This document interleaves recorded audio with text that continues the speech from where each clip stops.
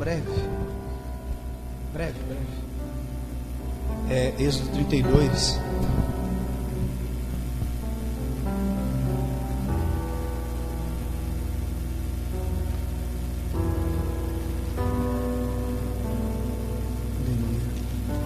Obrigado, Jesus.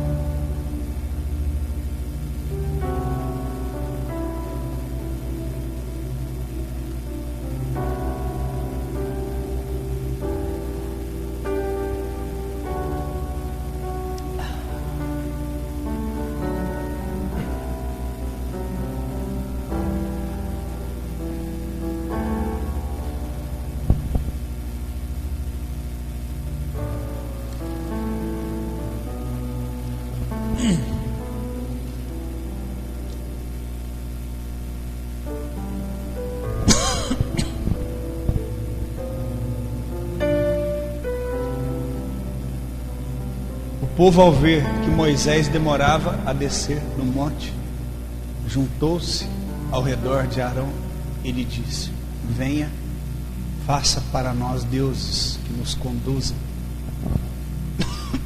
pois a esse Moisés, o homem que nos tirou do Egito, não sabemos o que lhe aconteceu. Respondeu-lhes Arão: tirem os brincos de ouro de suas mulheres, de seus filhos, de suas filhas, e tragam a mim. Todos tiraram os seus brincos de ouro e levaram a Arão.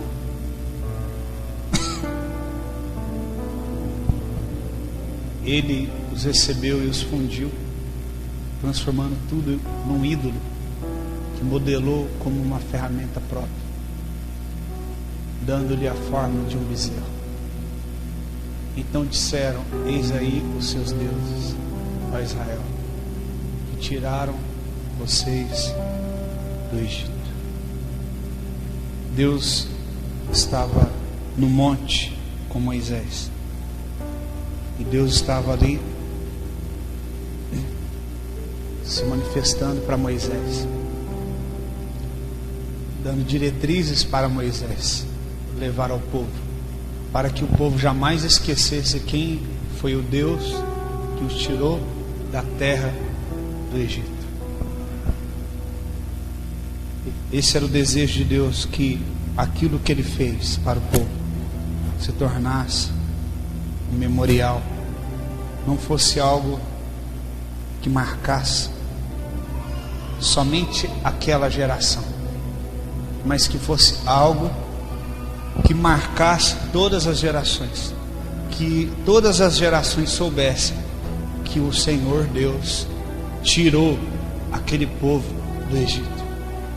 Deus desejava, através disso, que nós também soubéssemos um dia que Ele é o Deus de Israel que tirou o povo do Egito, para que possamos glorificar Ele e saber que assim como Ele fez com o povo, tirando do Egito, o Senhor é o Deus que nos tira da situação de escravidão da nossa vida. O Senhor é o Deus que nos liberta do pecado. O Senhor é o Deus que nos liberta das circunstâncias. É Ele que nos tira do Egito. E para isso era muito importante que isso se tornasse um memorial. Nosso Deus é um Deus de memorial. Ele quer que o seu povo tenha memória, que o seu povo lembre, porque como podemos glorificar aquilo que nós não lembramos? A Bíblia diz que queremos trazer à memória aquilo que nos dá esperança. Nós temos que lembrar dos feitos que o Senhor fez na nossa vida para que possamos glorificar a Ele. E também precisamos saber dos feitos que Ele fez um dia na vida dos nossos antepassados, lá atrás, para que possamos ter fé de que assim como Ele fez na vida deles, Ele fez na nossa vida. Amém?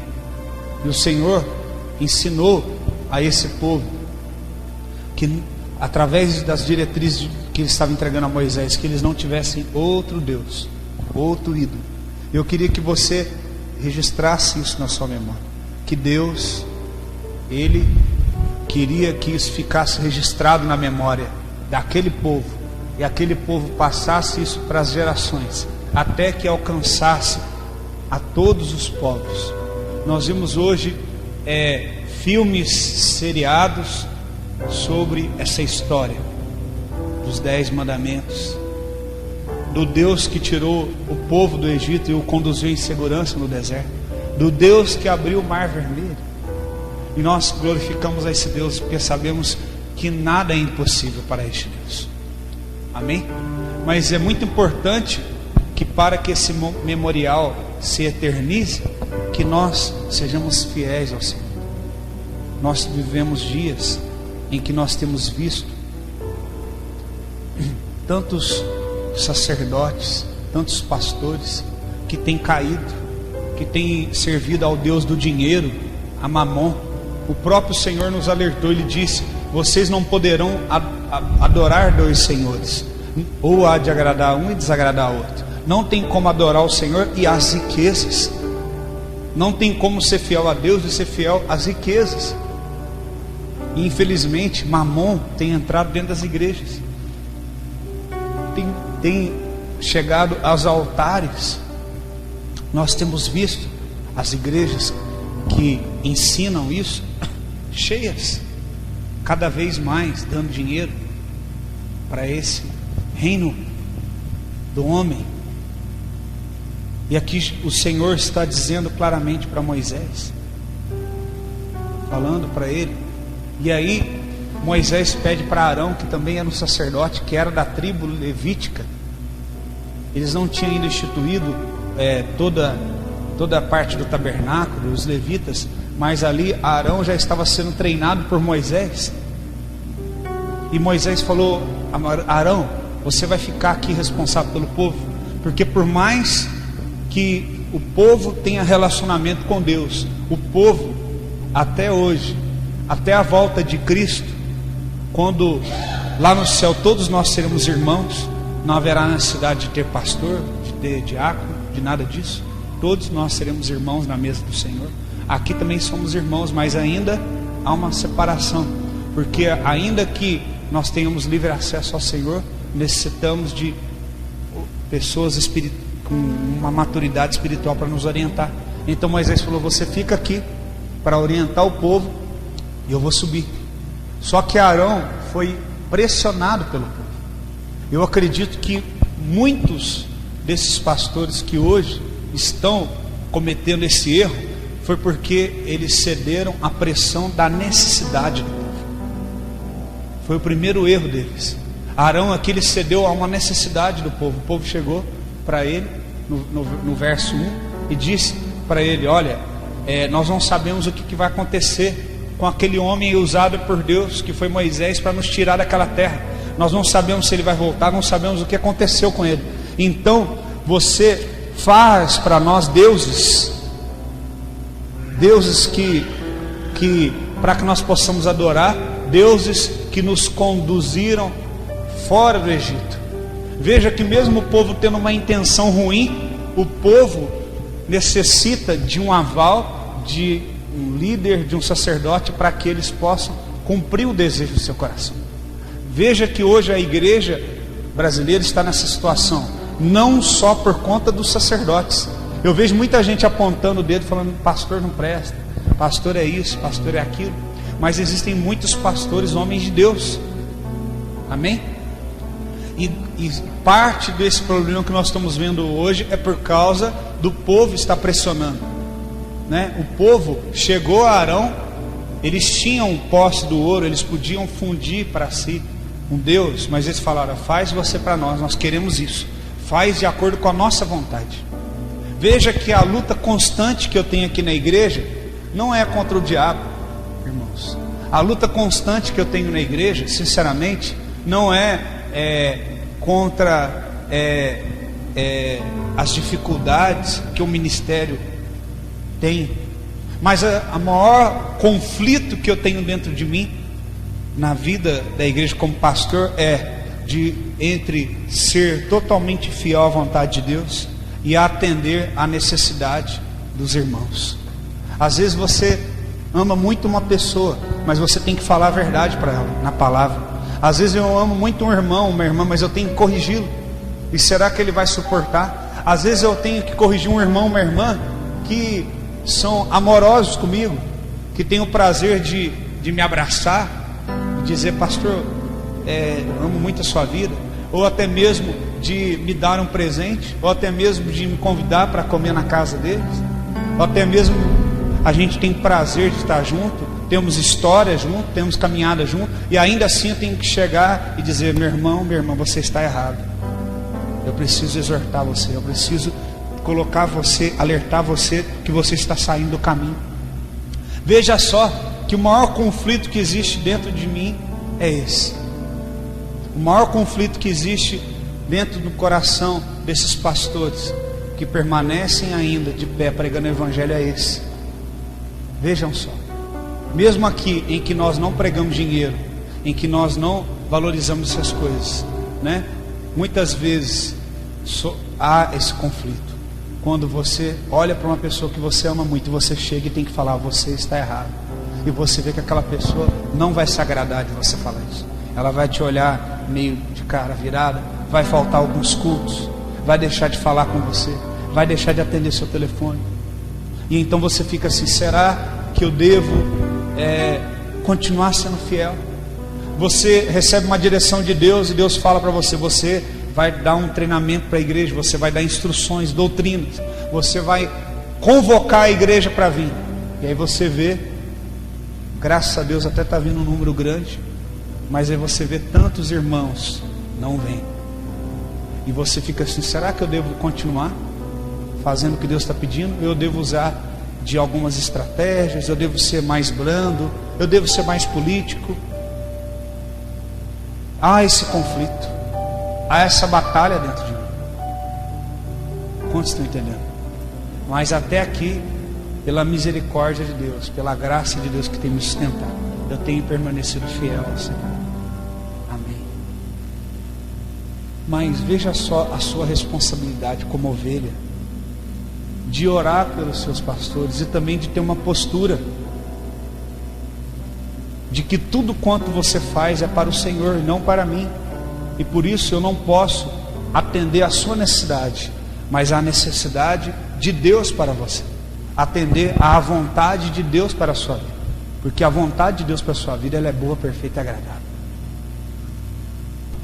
E muitos daqui talvez nunca ouviu um não do pai ou da mãe, ou de uma esposa ou do marido, e às vezes a primeira vez que vai ser confrontado na sua vida será aqui, onde nós falamos não, onde nós falamos: você está errado, você está errada.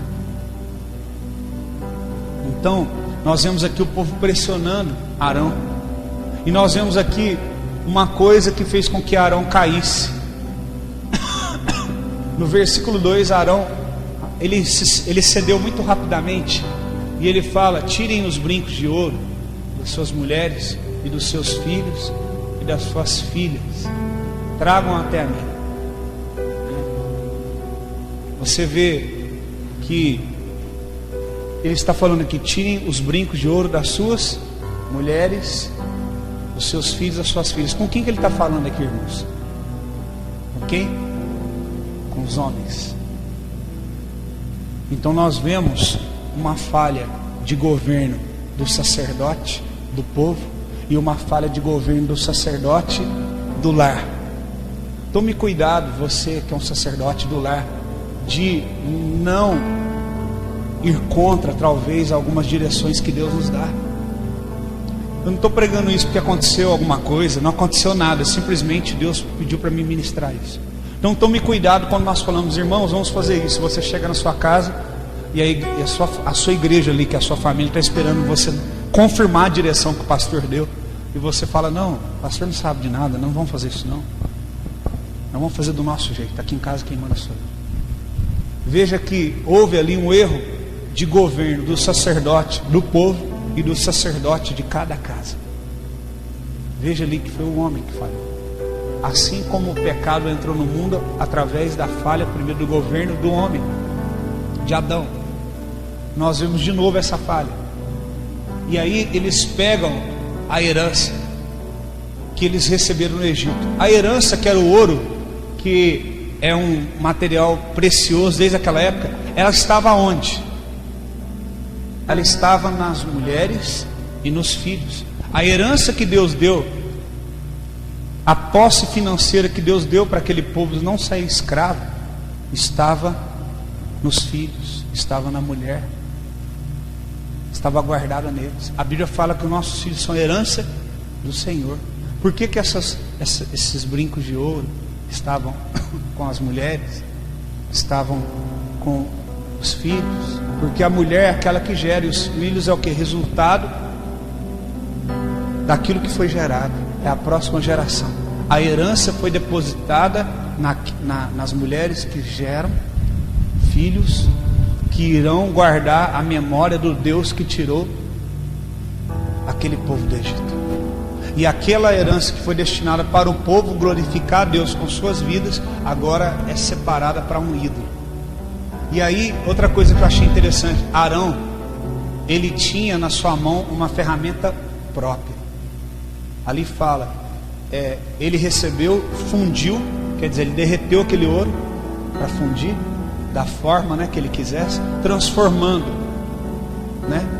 O que significa a palavra transformação? Olha só que poderoso.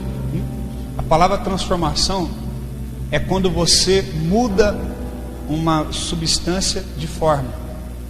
Então, eu posso dizer que isso aqui é uma cadeira, ou eu posso dizer que isso aqui é uma substância plástica em forma de uma cadeira. Eu mudei a essência desse material quando eu mudei a sua forma? Não, ela continua sendo plástica, só mudei a sua forma. Veja que a palavra de Deus fala que o Senhor, Ele quer transformar a nossa vida. Quer dizer, a partir de quem nós somos, Ele nos faz uma nova criatura, Ele nos dá um novo formato, uma nova vida. E aqui você vê que é o ouro que foi destinado para os filhos que são herança daquela geração, ele foi transformado, quer dizer, ele mudou a sua forma para uma forma que não era a forma que Deus queria, para um ídolo. E como que isso aconteceu? Através de uma ferramenta própria que Arão tinha. Ele recebeu em suas mãos com um buril, deu a forma do ouro. Então ele fala que ele modelou com uma ferramenta própria. Isso quer dizer o quê? Que ele tinha uma ferramenta de modelagem na mão dele própria. Provavelmente essa ferramenta ele trouxe da onde? Do Egito, né? Porque Deus ainda não havia vindo sobre aqueles homens para dar condições de eles ser artífices e fazer os instrumentos da casa de Deus. Então, um sacerdote de Deus, santo, ele não pode trazer consigo ferramentas próprias, estratégias próprias. Quando Deus me tirou da denominação, eu não posso, pastor, mas você tem que valorizar o tempo que você estava lá. Aonde está escrito isso na Bíblia? Mas o senhor tem que tirar alguma coisa de bom de lá para você usar hoje. Aonde tem isso na Bíblia? Veja só, eu não posso trazer comigo, se lá começou estratégias de homens, coisas de homens, eu não posso trazer comigo ferramentas de lá. Eu não posso ter ferramenta própria. Quando Deus ele quis levantar Moisés, ele deu na mão dele um cajado. Ele consagrou aquele cajado como um símbolo da autoridade que Deus estava dando a ele. Ele falou: o que você tem na sua mão? Um cajado. Quando ele estava diante do mar vermelho, ele foi clamar a Deus: Deus, por que você está clamando para mim? De novo, o que você tem na sua mão? Ordena esse povo que marche. Veja só, Deus ele não quer, irmãos, que nós tenhamos nas nossas mãos ferramentas próprias. Se você tem na sua mão alguma ferramenta que você usava no Egito, alguma ferramenta que você usava naquela denominação que você saiu porque você estava insatisfeito, porque estava entrando o materialismo, entrando estratégia de homem, joga fora essa ferramenta própria, porque ela vai ser um risco para você. Você vai querer dar forma para as coisas que Deus te deu. numa forma que Deus não autorizou você. Quantos estão entendendo o que eu estou falando? Por que que muitas pessoas chegam aqui no Ministério de Jesus e não ficam? Sabe por quê? Porque eles querem vir e trazer nas suas mãos ferramentas próprias. Então eles falam, não, isso aqui que o senhor está fazendo até hoje está sendo muito bom, mas eu tenho uma ferramenta que isso pode ficar melhor. Você pode ganhar mais gente rápido. Não, o louvor aqui é bom, mas eu tenho um cara que toca todo instrumento. Põe ele lá para tocar. Não, o senhor geralmente põe um povo para fazer o curso de membresia antes, né? E depois o senhor conversa, depois de um tempo vai para tocar, mas aqui abre uma exceção. Nós não podemos aceitar na nossa vida, no nosso ministério, ferramenta própria, porque nós vamos ser tentados a dar forma própria. Quantos estão entendendo? Se você lembrar daquela pregação que eu preguei sobre o altar, que era feito de pedra, é a mesma ferramenta aqui. Deus falou, aquele que levantar o seu buril, a sua ferramenta própria, sobre as pedras, o altar será profanado. Porque Deus não quer o modelo do homem no altar dele. Deus não quer o modelo do homem na igreja dele. Deus não quer a ferramenta própria do homem no sacerdócio dele. Eu, como sacerdote, não posso ter ferramentas próprias, não posso ter estratégias próprias, não posso agir de estatísticas próprias, de sabedoria e conhecimento próprio. Eu tenho que viver dependente do Espírito Santo de Deus. A igreja tem que se mover no Espírito. Você quer ter um casamento restaurado? Pare de usar a ferramenta própria que você trouxe da sua casa quando você morava com seu pai e com sua mãe. A Bíblia fala, deixará o homem seu pai e sua mãe para unir uma mulher. Essa união agora, ela quebra a outra aliança. A aliança que não é para ser quebrada, é a aliança sua com Deus e a aliança de casamento. As outras alianças são quebradas. Quando meus filhos atingirem a maturidade, eles continuarão sendo meus filhos e continuarão me obedecendo, honrando. Mas eu e eles não teremos mais aliança. Agora a aliança deles é com Deus e a aliança com os seus cônjuges. Quando Maria estava lá, Jesus olhou e falou, eu não tenho nada com você, mulher. Já cumpri minha parte, já fiquei 30 anos dentro de casa obedecendo você, sujeitando. A Bíblia fala que Jesus era submisso a José e a Maria. Mas interessante que aos 30 anos Jesus fala nas bodas de Caná, quando ela vem falar com ele, ela, toda assim, mulher tem aquele negócio de querer, né? Ainda mais mãe. Você vê a mãe de Jacó tentando resolver, dar uma ajuda para Deus. Não, vem cá, põe um pelo. Mulher sempre é assim, quer dar uma ajudinha para Deus, quer tomar partido, passando por cima da autoridade do homem de Deus. E aí ela vem, e aí Jesus chega para ela, mulher, o que eu tenho eu com você? Não tenho nada contigo mais. O que é isso? Eu quebrei minha aliança com você. Minha aliança é com meu pai agora. Já obedeci, já cumpri a lei da terra. Fiquei 30 anos, como todo judeu fica em casa. Agora eu vou viver os planos de Deus. Então o sacerdote, no seu governo, ele não pode trazer ferramenta própria. Como estou entendendo? E Arão, ele cedeu à pressão do povo. Amém? E quando Moisés desceu, ele viu isso, ele ficou totalmente decepcionado. Deus falou com Moisés no versículo de número 8. Lá no verso 8, Deus falou com Moisés: muito depressa se desviaram daquilo que lhes ordenei, e fizeram um ídolo em forma de bezerro. Curvaram-se diante dele, ofereceram-lhe sacrifício e disseram: eis aí, ó Israel, os seus deuses que tiraram vocês do Egito. Deus manda, no verso 7, Moisés descer por causa disso. Então o Senhor disse a Moisés: desça, porque o seu povo que você tirou do Egito corrompeu. Eles corromperam porque o sacerdote cedeu à pressão do povo. O que eu estou pedindo para vocês? Não me pressionem a ceder à vontade de vocês. Não me pressionem. Quando você for tentado a isso, recue e fala: Senhor, me perdoa. Abençoe o meu pastor, para que ele continue sendo um homem, a pastora, os obreiros, os diáconos, que fazem somente a tua vontade. Não deixe que o meu pastor faça a minha vontade. Ore por isso, meus irmãos. Nos ajude nisso. Não nos tente. Não nos pressione. Não nos puna quando nós corrigirmos vocês, porque nós fazemos isso porque amamos vocês. Não nos compre. Não nos corrompa, porque se isso acontecer, vai cair todo o povo. A Bíblia fala: ferirei o pastor e as ovelhas se dispersarão. Todas as vezes que o sacerdote ele foi atingido toda a nação, todo o povo foi disperso. Nós lembramos nos dias de Eli, que era um sacerdote. O que aconteceu? A nação de Israel estava o quê? Dispersa. Nós lembramos na época dos juízes, onde não tinham líderes para governar sobre o povo. A nação estava o quê? Dispersa, em ruínas.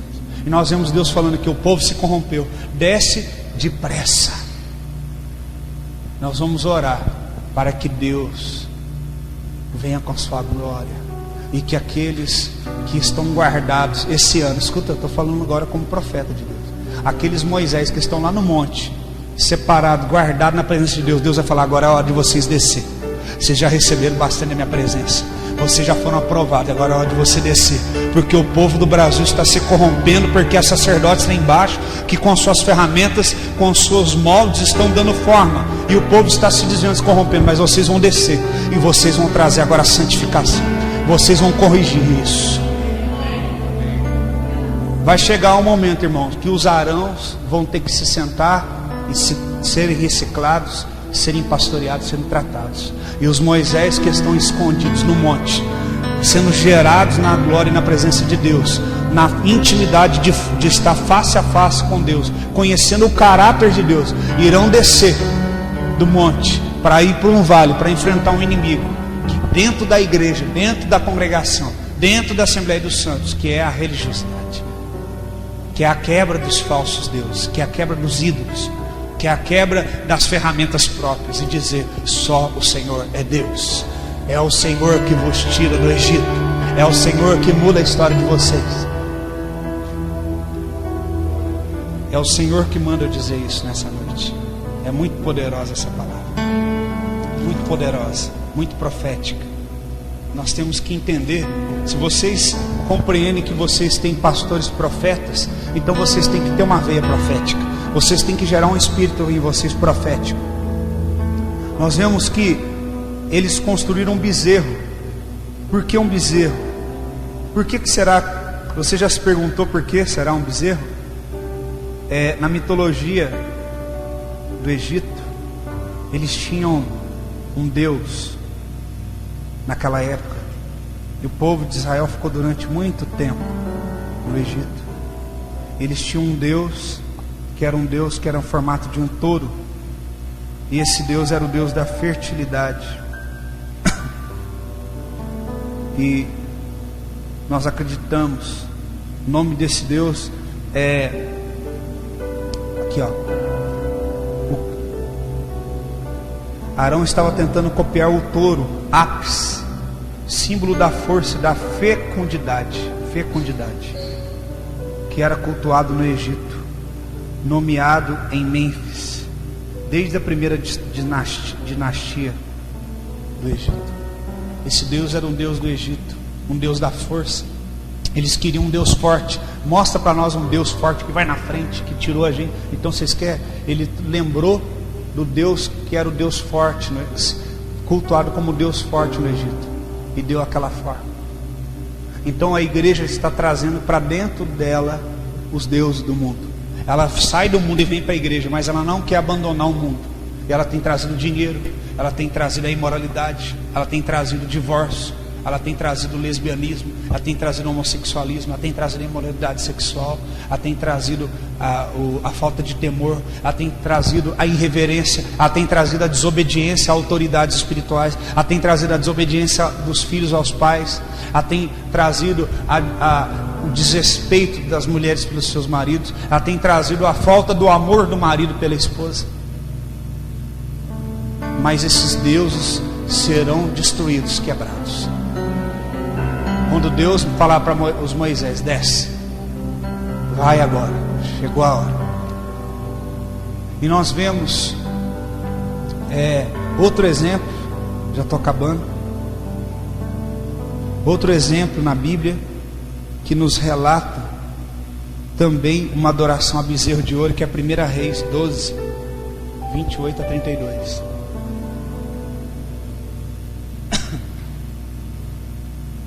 Nós vemos o povo aqui novamente, depois de aconselhar o rei, fez 2 bezerros de ouro e disse ao povo: vocês já subiram muito a Jerusalém, aqui estão os seus deuses, ó Israel, que tiraram vocês do Egito.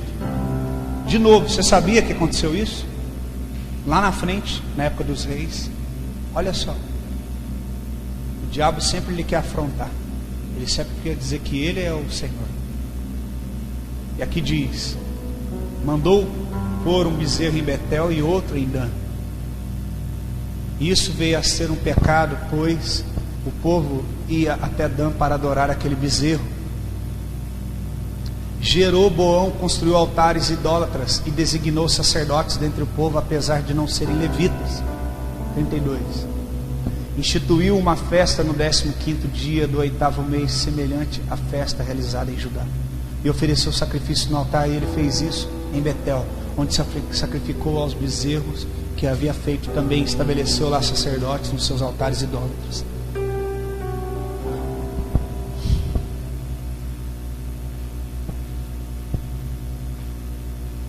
Ele criou bezerros para o povo adorar, para que o povo esquecesse do Deus verdadeiro, do Deus. Agora eles são uma nação, eles têm reis, mas para que eles se tornassem uma nação, um dia eles tiveram que deixar de ser escravos, e quem tirou eles da escravidão foi Deus, e não o bezerro. Então nós vemos que de novo o diabo está tentando quebrar um ciclo. Ele está tentando, dentro de uma geração, implantar o que? Conceitos diabólicos, deuses, para que a próxima geração adore a esses deuses e não ao Deus verdadeiro. Nós vemos de novo o diabo tentando destruir esse memorial. Nós vemos que a resistência dentro da igreja hoje é de nós lutarmos para mantermos um evangelho puro, sem mistura, sem fermento. E quando esse evangelho fermentado começa a entrar na igreja, e a expectativa dos que estão na igreja é desse tipo de evangelho, então o sacerdote ele é pressionado. E aí, nós queremos isso, nós não queremos isso que você está fazendo. Nós queremos assim, nós queremos dessa forma. Então chega a hora do sacerdote ser firme e se opor, ou dele se sujeitar à vontade do povo, como tantos outros eu podia citar. Como Elias falou: olha, se Deus é Deus, vocês seguem Ele hoje. Se Baal é Deus, segue Baal. Eu gosto muito daquela música do Fernandinho, que ele canta: caia fogo do céu, queima este altar. Eu gosto quando ele fala, até arrepio: mostra para esse povo que há Deus em Israel. Minha oração é: Deus, mostra para essa nação que há Deus no Brasil. Irmãos, tudo isso que está acontecendo na nossa nação é o juízo de Deus sobre essa nação. Mas essa nação verá que há Deus nessa nação, que há um povo que não se dobrou diante dos deuses que foram levantados nessa nação. O Deus da imoralidade, o Deus do homossexualismo, o Deus do dinheiro, o Deus da corrupção, o Deus da roubalheira. Nós não nos curvaremos diante desses deuses. Podem tentar apagar. O diabo está fazendo isso no Brasil. Estão querendo influenciar nossos filhos sexualmente desde a escola.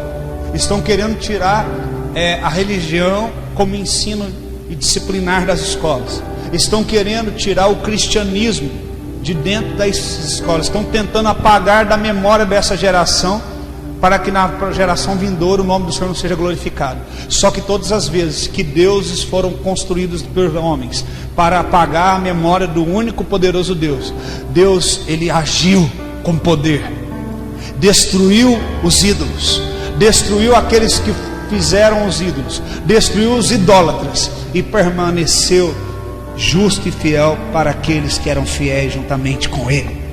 Quantos estão entendendo o que eu estou falando? É muito poderosa essa mensagem. Então não se curve diante disso. Ah, mas o filho do fulano de tal assiste esse desenho, mas meu filho não assiste. Mas o filho do fulano de tal usa tal camisa, ele brinca com tal boneco, ele brinca com tal boneco, mas o meu filho não. Isso é demônio dentro de casa. Aqui em casa eu não vou aceitar. Meu filho é de Deus. Quantos estão entendendo? Nós vemos também sobre o primeiro rei de Israel, o primeiro rei de Judá, né, que foi Saul. Lá em 1 Samuel 13, versículos 6 e 9. 1 Samuel 13, versículos 6 ao 9.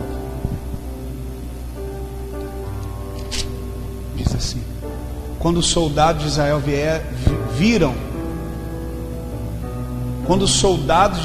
viram que a situação era difícil, porque o seu exército estava sendo muito pressionado, esconderam-se em cavernas e buracos entre as rochas, em poços e cisternas. Alguns hebreus até atravessaram o Jordão para chegar à terra de Gade e de Gileade. Saul ficou em Gilgal, e os soldados que estavam com ele tremiam de medo. Ele esperou 7 dias, o prazo estabelecido por Samuel. Samuel falou para ele: não faça nada, espere por mim, que eu vou ver o que Deus quer que seja feito e volto. 7 dias foi o prazo que Samuel estabeleceu para Saul. E os soldados de Saul voltam. E os soldados de Saul começaram a se dispersar. Quando deu o prazo, Deus falou para Samuel falar para Saul: manda ele esperar quantos dias? 7 dias. O prazo só terminaria à meia-noite, a 23h59 do 7º dia. Deus, ele é fiel, ele cumpre o que ele promete. Ele não é homem para mentir. Ele nos prova os corações. E então os soldados não quiseram esperar mais, começaram a dispersar. Saul viu que estava perdendo o que? A liderança, a influência. Saul preferiu confiar na estratégia de guerra humana, na estratégia de liderança humana. Quantas igrejas têm extraído estratégias de liderança humanas para dentro da igreja? E aí então ele ficou frustrado com a sua liderança, viu que os soldados estavam dispersos, e ele falou: eu tenho que tomar uma atitude. No verso 9 fala: e ele ordenou: tragam-me o holocausto, o sacrifício de comunhão. Saul então ofereceu o holocausto. Ele ficou pressionado, porque ele viu que os soldados os pressionou ele quando se dispersaram, quando abandonaram seus cargos. E então ele falou: eu tenho que tomar uma atitude, eu não vou esperar mais. Então ele oferece. Ele acaba de oferecer, o que acontece? Quando terminou de oferecer, Samuel chegou a Saul, e Saul foi saudável. Perguntou Samuel: o que você fez? Saul respondeu: quando vi que os soldados estavam dispersando e que não tinham chegado no prazo estabelecido, e que os filisteus estavam reunidos em Micamás, pensei: agora os filisteus me atacarão em Gilgal, e não busquei o Senhor, por isso senti-me obrigado a oferecer. Ele não buscou a Deus e se sentiu pressionado, obrigado a oferecer um holocausto. Disse Samuel: você agiu como um tolo, desobedecendo ao mandamento que o Senhor, seu Deus, lhe deu. Se você tivesse obedecido, ele teria estabelecido para sempre o seu reinado. Por que Deus não estabeleceu esse tipo de governo para sempre?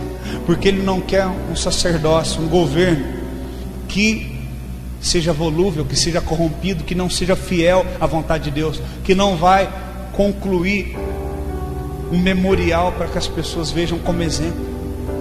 Não serve como exemplo, não serve como memorial um tipo de liderança como essa. E então o Senhor fala através de Samuel no verso 14: mas agora o seu reinado não permanecerá. O Senhor procurou um homem segundo o seu coração e o designou líder do seu povo, pois você não obedeceu ao mandamento do Senhor. Então Samuel partiu e foi. Acabou ali. Deus não quer sacrifício, Deus quer obediência. Nós vemos que o povo se dispersou. E nós vemos aqui em Êxodo 31. Anotei aqui. 32. Verso 25. Diz assim: 25. Moisés viu que o povo estava desenfreado e que Arão tinha deixado fora de controle, tendo se tornado objeto de riso para os seus inimigos. Na outra versão, por favor, fala assim: quando pois Moisés viu que o povo estava desenfreado, porque Arão o havia desenfreado para escárnio entre os seus inimigos. Na minha Bíblia fala que o povo estava desenfreado, o povo estava se dispersando. No verso 8 do capítulo 32, nós já lemos, mas eu quero ler de novo. Desviou daquilo que lhes ordenei, nós vemos dois exemplos em duas épocas. O povo se desviando, se dispersando rapidamente. Por quê? Eu falei aqui no curso, terça-feira, que o pilar de uma igreja comparada à igreja primitiva de Atos é uma igreja que recebe a instrução de Deus através dos seus obreiros, a instrução na palavra, a doutrina.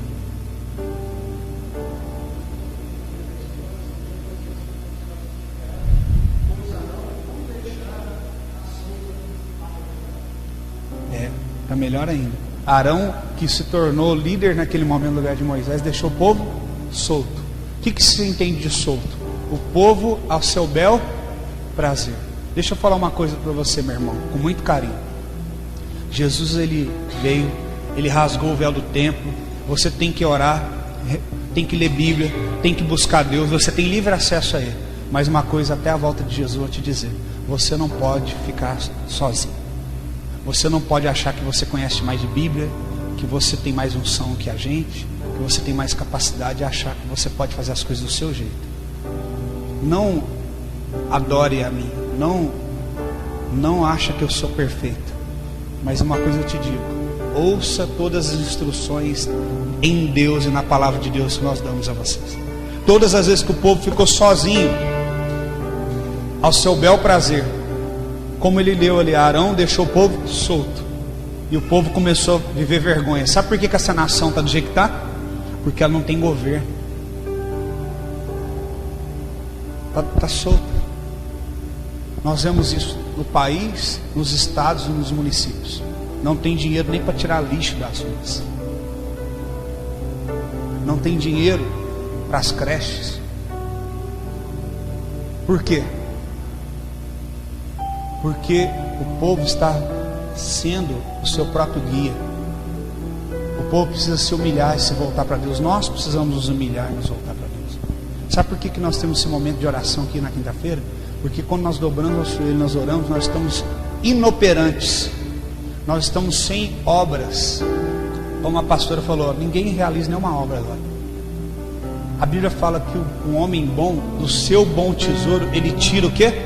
Coisas boas. Acha esse versículo para mim terminar.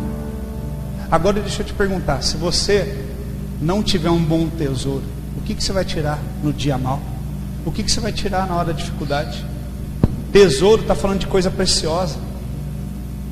A Bíblia fala que nós devemos ter tesouros no céu, porque na terra o ladrão rouba, a traça corrói. O homem bom, oi? Mateus 12, 35. Obrigado. Para terminar agora, olha. O homem bom do seu bom tesouro tira coisas boas, e o homem mau do seu mau tesouro tira coisas más. Você só tem aquilo que você preserva. Repita comigo: eu só tenho aquilo que eu preservo. Tem uma música do André Valadão, que é um texto da Bíblia, que diz assim: no dia da adversidade,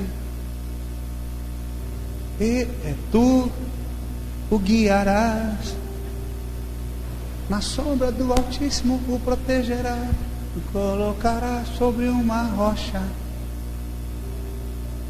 Você só tira aquilo que você preserva.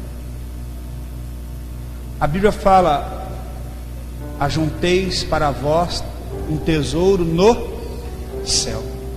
O que é tesouro no céu? Oração, jejum, caridade, cuidar dos órfãos, cuidar das viúvas, cuidar dos necessitados, orar, não faltar culto, não deixar de orar na sua casa, não deixar de ler Bíblia, tirar os seus olhos de coisas erradas. Agora, como é que você quer chegar no dia da dificuldade e tirar alguma coisa boa? Você não tem tesouro, você não tem depósito para você no céu.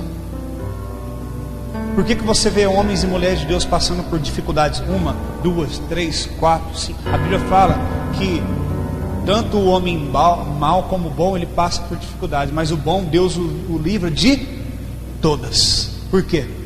Porque ele tem tesouro, ele tem uma vida com Deus.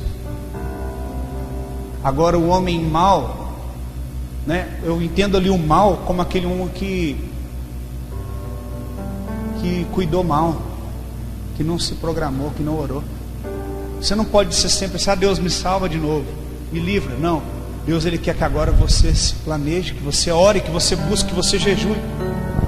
Busque ao Senhor enquanto se pode achar, para que você tenha tesouros no céu depositados, para que você tire coisas boas quando você precisar. Às vezes as pessoas encostam em você. Deus colocou pessoas do seu lado para você falar coisas boas, você só fala coisa má. Por quê? Você não ora, você não lê Bíblia. Aí você não tem nada para falar para aquela pessoa. Você não ouve louvor para alegrar o teu coração, para fortalecer você. Quantos estão entendendo? Aquele povo não tinha nada para tirar, porque eles estavam adorando a ídolos, eles estavam sendo maus, eles estavam sendo ingratos a Deus. E por quê? Tudo porque eles tinham um sacerdote que fazia exatamente o que eles queriam. Como eu estava falando naquela hora, irmãos, louve a Deus por vocês ter homens e mulheres de Deus que não fazem o que vocês querem. Não pressione a gente para fazer o que você quer. Não pressione. Não faça biquinho, não faça carinha, não se ausente dos cultos, não vá embora sem olhar para a gente. Não. Eu vou acabar agora falando uma coisa que eu falei para alguns irmãos.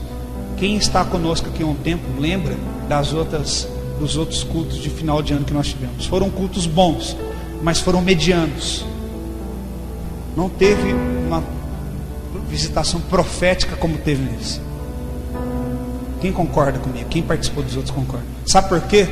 Porque eu não fiz a vontade das pessoas, eu fiz a vontade de Deus. Porque eu avisei para todo mundo aqui, irmãos, a partir das 9h30 nós vamos estar aqui orando, porque 10 horas vamos começar o culto, porque nós temos uma programação. Quem aqui viu que a mais da metade da igreja chegou às 11 horas da noite? Levanta a sua mão. Mais da metade da igreja. Quando eu olhei aquilo, eu falei assim: ou agora eu faço tudo que Deus mandou eu fazer, ou agora eu prego tudo que Deus mandou eu pregar, ou então eu tenho 1 hora agora para mim terminar o louvor, as crianças fazer a apresentação do teatro e a gente ficar os 15 minutos de oração, e depois meia-noite eu terminar o culto e não pregar, e só liberar uma bênção e orar para o povo e liberar o povo para comer. Porque eu sei que se eu não fizer isso, se eu não fizer dessa forma, que é essa a forma que o povo quer, o povo vai ficar com raiva de mim, porque eu demorei demais para dar comida para eles. Então eu estava ali, estava lutando, e Deus falando comigo: eu quero que você fale isso que eu já tinha te falado. Senhor, mas vai demorar, o culto vai acabar tarde. Você vai fazer a vontade minha ou do povo? E nós fomos comer quase 2 horas da manhã. Sabe por quê? Porque eu peço desculpa aos que chegaram no horário, mas todo mundo teve que ir, pela maioria que chegou atrasado, e eu tive que fazer a vontade de Deus. Às vezes um culto como esse podia ter acabado 9h30, mas Deus me deu uma palavra rema aqui. Eu não preparei essa pregação, eu não preparei nada do que aconteceu aqui hoje. Você preferiria ter ido embora 9h30 ou ir embora 10h10 e ter recebido essa palavra que vai mudar a sua vida? Mas há uma batalha dentro de você. Eu sei, poxa, 10 e tanto, o pastor não terminou o culto ainda, é dia de semana. E há uma batalha dentro de mim também. Será que eu continuo falando ou será que eu libero? Porque o povo vai achar ruim comigo, Senhor. E Deus vai falar: filho, ou você faz a minha vontade ou a vontade do povo. Quem está entendendo o que eu estou falando? Sabe por que nós jantamos 2 horas da manhã no primeiro dia do ano? Porque eu fiz a vontade de Deus, não a vontade do povo. E glórias a Deus, foi poderoso. Glórias a Deus, eu tive testemunhos como a Fabiana, que foi lá no Rio de Janeiro no domingo, estava lá. E depois você pode se aproximar e conversar com ela. E ela falou que entrou numa igreja, e tudo que nós pregamos aqui no final de ano, o pastor falou lá. Sabe por quê? O Deus dessa igreja lá do Rio de Janeiro é o Deus dessa igreja. O mesmo Espírito de Deus que falou com esse pastor: meu filho, seja fiel, prega isso que eu estou mandando. Mandou eu pregar aqui. Imagina se ela chegasse e falasse a pregação de lá para mim, e eu pensasse: meu Deus, era a pregação que eu ia pregar aqui, e eu não preguei. Deus vai falar para mim: você começou um ano mal, Diego. Você está querendo agradar pessoas e não a mim. Quantos estão entendendo? Você não entende ainda que essa igreja ela é diferente? Ela é no escuro, no meio do nada, no meio da rodovia, não tem placa, não tem nada. Ela é uma igreja atípica, ela não quer agradar pessoas, ela quer agradar a Deus. Mas o resultado do que sair daqui vai ser diferente. Deus vai fazer coisas grandes no nosso meio. Então, vamos ter como igreja aqui nessa cidade um tesouro.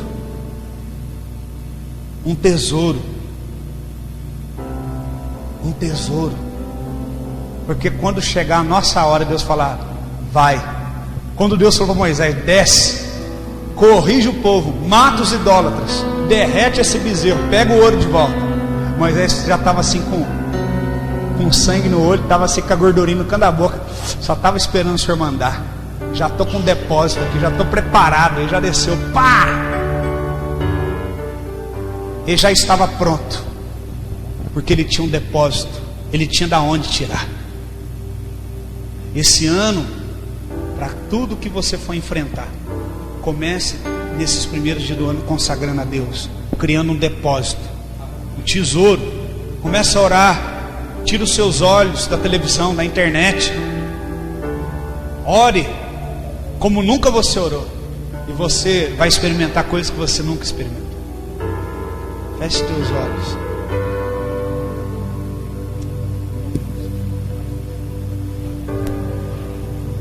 Em nome de Jesus. O Senhor está aqui. O Senhor está aqui para falar ao nosso coração. Se existe algum ídolo ainda dentro do teu coração, se existe algum bezerro ainda de ouro aí, derrete ele. Fala, Deus, eu me arrependo. Deus, eu me arrependo. Se tem dentro do seu coração ainda uma rebeldia, você questiona o que a gente faz, você tenta mostrar sua insatisfação, pede perdão para Deus. Fala, Senhor, eu não vou tentar os seus filhos, os teus obreiros, os teus pastores a fazer as coisas do meu jeito, mas seja feita a tua vontade, seja feita conforme o Senhor quer. Que o Senhor te abençoe. Diga amém. Que o Senhor te guarde, que o Senhor faça resplandecer sobre o seu rosto e sobre ti te conceda a graça. Que o Senhor volte para ti o seu rosto e te dê a paz. Em nome do Pai, do Filho e do Espírito Santo de Deus. Que Deus te abençoe. Em nome de Jesus. Glória a Deus.